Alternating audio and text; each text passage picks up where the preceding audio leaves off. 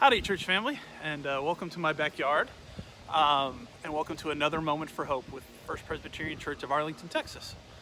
My name is Matt Annen, if you don't already know me, and I'm currently serving on session as an elder, as well as I sing in the choir. You may catch me in the top row on Sundays, and very much looking forward to doing that again soon.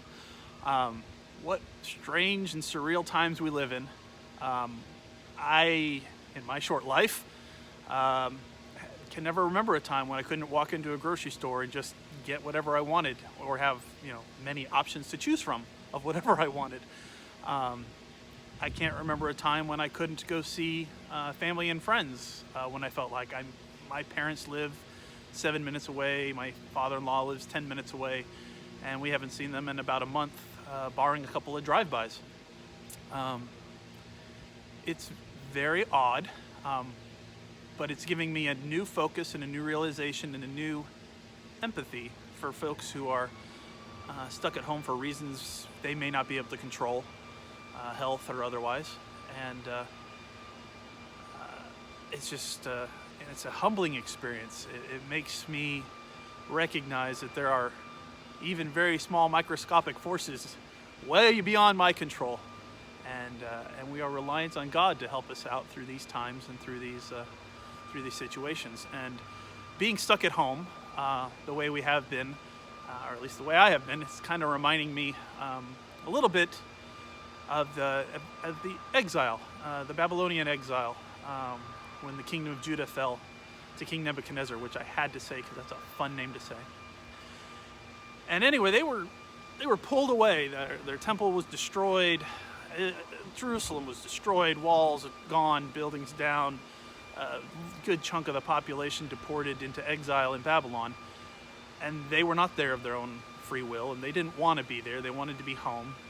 And in fact, you can read an entire book in the Bible, Lamentations, where they are lamenting, missing their home, and looking forward to being able to once again see Zion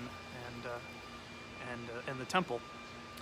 But they didn't get to do that. And much like these times, there were warnings. The prophets were warning them. There were opportunities to get ahead of the eventual calamity. But in the end, there was exile. And we see this in the Bible over and over again.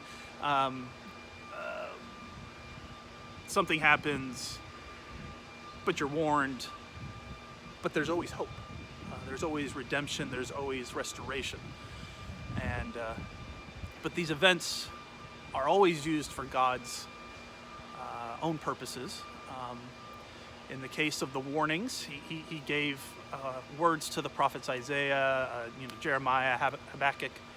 And then during the exile, he used that time to help grow and develop Daniel and Esther and Ezra and Nehemiah, and use them for his glory. So there's a reason, there's a path, there's a purpose, and we just gotta kind of take and learn what we can from this, whether it's some additional humility for me, or some working on some more patience.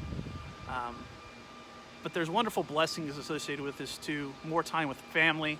I've spent so much more time with my family than I have in the last couple of years.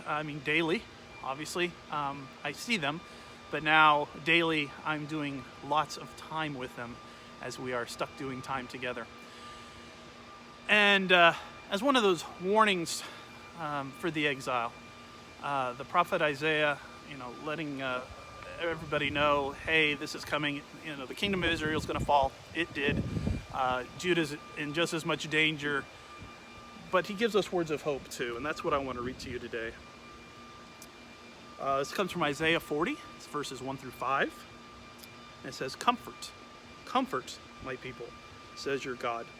Speak tenderly to Jerusalem and proclaim to her that her hard service has been completed and that her sin has been paid for, that she has received from the Lord's hand double for all her sins. A voice of one calling, in the desert, prepare the way for the Lord, make straight in the wilderness a highway for our God.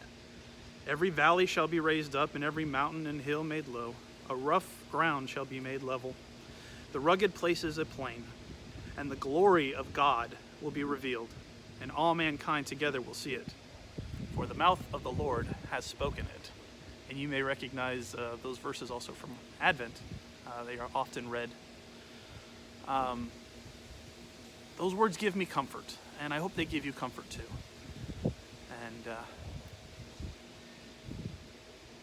thankfully, this exile of ours will not last 40 years in Babylon. It won't last 40 years in the desert. It will not last 300 years in Egypt. So I very much look forward to it ending, and I hope you do too. And I hope to see you soon. But until then, stay safe and keep your faith in the Lord.